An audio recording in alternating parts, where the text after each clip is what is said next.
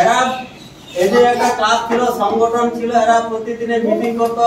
হ্যাঁ, কিভাবে আমরা ইংরেজদেরকে দেশ থেকে তাড়াবো, কিভাবে এদেরকে আমাদের এখান থেকে ভাগাই দিব, সেই চেষ্টা করতো।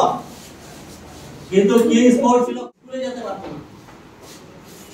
সেই জন্য এরা আন্দোলন করেছিল, বোমা তৈরি করে ব্যাগে ভরাই নিয়ে লাইনের ধারে দাঁড়াইছিল।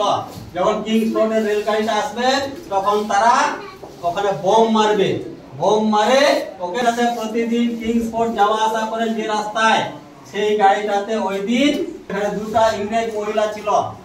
তখন এরা দুজন বোম মেরে দেওয়ার ফলে সেখানে কিন্তু ওই গাড়িটা ভাঙে, সঙ্গে সঙ্গে ওখানে বিষটা খেয়ে সে সঙ্গে সঙ্গে মারা গেল প্রফুল্লতাকে। আর ক্ষুদিরাম বসুকে জিন্দায় ধরে ফেললো, ওকে আর বেশি খাওয়ার টাইম দিল না, ওকে ধরে নিয়ে গেল জেলে। বেশ, জেলে বিচার হলো, ফাঁসি দিয়ে দিল। হ্যাঁ, মুজফ্ফরপুর জেলে, মুজফ্ফরপুর জেলে, বিহারের মুজফ্ফরপুর জেলে, এখানে তাকে ফাঁসি দিয়ে দিল। সেই জন্য ওই বলেছিল, ওকে বলেছিল তোমার শেষ দেখার কি আছে, শেষ বলার কি আছে, তাকে তুমি দেখতে চাও। ও তখন বলছিল